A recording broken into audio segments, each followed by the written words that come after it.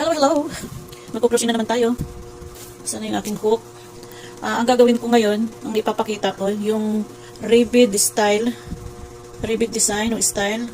Tapos, ang gagamitin kong stitch ay half double crochet. Ganyan, ganyan. Tayo mag-focus. Ganyan, tapos insert mo dito. Back part. Back part lang ng back part kasi dalawa yan, oh.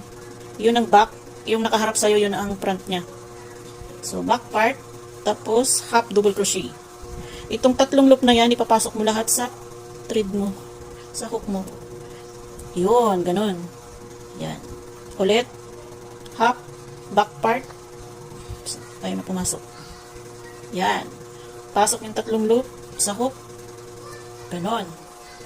Okay. Ganyan siyang itsura niya. Hindi pa siya mapapansin kasi ilang rows pa lang ito. Pag naka ilang rows ka, kitang-kita na yung pagka-ribbed niya.